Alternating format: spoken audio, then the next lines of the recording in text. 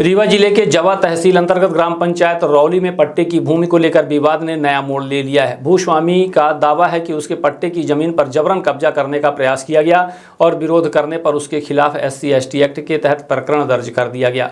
पीड़ित ने पूरे मामले की निष्पक्ष जांच और दोषियों पर कार्यवाही की मांग की है। ग्राम रौली निवासी विजयनाथ तिवारी उम्र 45 वर्ष ने बताया कि उनकी पट्टे की भूमि पर अर्जुन केवट की पत्नी प्रेमवती केवट चारा काट रही थी। जब उन्होंने चारा काटने और खेत में घुसी बकरियों को हटाने के लिए कहा तो विवाद की स्थिति बन गई। आरोप है कि इसी दौरान प्रेमवती केवट ने पीछे से कुल्हाड़ी से हमला कर उनके सिर में चोट पहुंचाई।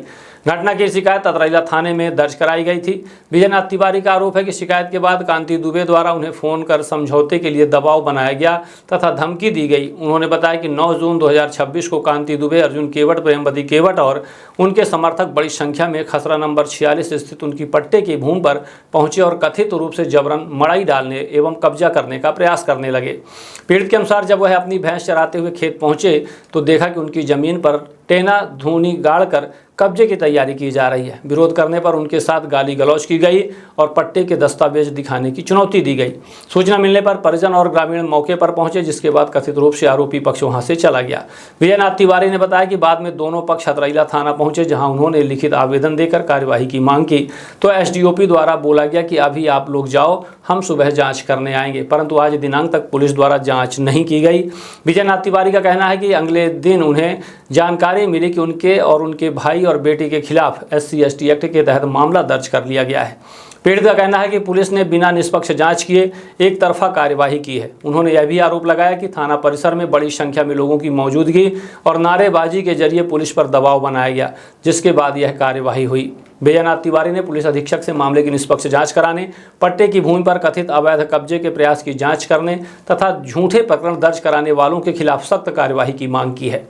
उन्होंने कहा कि यदि निष्पक्ष जांच कराई जाए तो पूरे मामले की सच्चाई सामने आ सकती है। क्या नाम भैया आपका? बलराम तिवारी। क्या मामला था आप लोगों का? मामला यह रहा भैया कि माने विजयनाथ तिवारी मेरे भाई ढूंढ है, तो उनके ज़मीन में हमारा भतीजा ही उनके ज़मीन में मड़ई चढ़त रही, तो वहाँ से गुहार लगाएं तो हम लोग गए 50-60 आदमी, तो वो रहे 100-150 आदमी।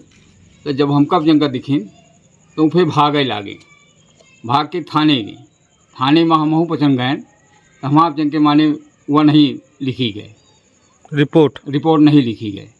और उन लोग फिर रात में रिपोर्ट लिखाए के हमारे जन के नाम मुकदमा कायम करा दें। तो हम SP साहब से यह चाहिए थे कि माने हम जन का न्याय मिले चाहिए, वरिष्ठ माने अधिकारी का भेज के और जांच की जाए। एक बाद में फिर यूँ कुछ हुई तो फिर देखा। नाम है विजयनाथ तिवारी। क्या घटना घटी है? घटना 8 फरवरी का हमारे ऊपर धारदार औजार से प्रेमवती केवट द्वारा हमला किन गया रहा, जोने के सूचना हम थाने में दहन और थाने में सूचना दे के बाद मुकदमा पंजीबद्ध हुआ। 326 के मुकदमा कायम है प्रेमवती केवट के ऊपर। वह हमारे ज़मीन में कब्जा करत रही, ओका मना करन तब हम हमारे ऊपर टांगा से हमला करिस। एक के बाद जब उन्हें तो यह सब भय के बाद कांति कुमार दुबे बरुआर हमसे पैसा मांगत रहें, तो हम ना ही कह दें कहीं हम तुम्हार मदद करब, हम ना ही करें कि हम पैसा न दे। तो एक के बाद जो है तो ओकर पैरवी करे लागे प्रेमवती केवट के। फिर एक के बाद कई बेर हमका मिले तो धमकी दीन राजीनामा लगावे का। राजीनामा लगावे हम नहीं कहें, वह आजुओ जो उन्हें तो खुलेआम घूम रही है। 326 के आरोपी है, तो ओके ऊपर कोनो कार्यवाही नहीं भाई। और एक के बाद फिर एक नया षड्यंत्र रचागा। 9 तारीख का जो उन्हें था हम अपन भैंस ढूंढे अपने खेत में गए रहें, तो कांति कुमार दुबे, शैलेश वर्मा, अर्जुन केवट, भीमसेन केवट, सहदेव केवट, राजा राम केवट और अन्य बहुत लोग रहें जेकर नाम नहीं जानी, तो और बाहरी रहें करीब 50 लोग रहें। तहीं हमारे ज़मीन में पट्टे के आराजी में जो उन्हें तो मड़ई चढ़ावत रहें, पन्नी तनत रहें, थूनी थांभा गाड़ के। हम गए, हम मना करें, मना करे के बाद जो उन्हें कहें कि भैया ये हमारे पट्टे के आराजी आइया का करते हैं, कहें कि पट्टा ले आओ अपन देखा। हम कहें हम पट्टा लेके नहीं बागीता हैं।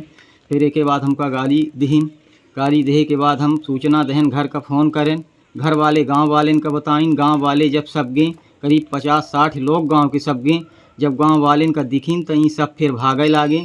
भाग के फिर थाने गए, थाने में रिपोर्ट लिखाइन। हमहूँ गए थाने, तो पुलिस जो उन्हें तो कहिस कि आवेदन दे दे, आवेदन दें। उन्होंने के आवेदन लेंगे। फिर SDOP साहब आएंगे।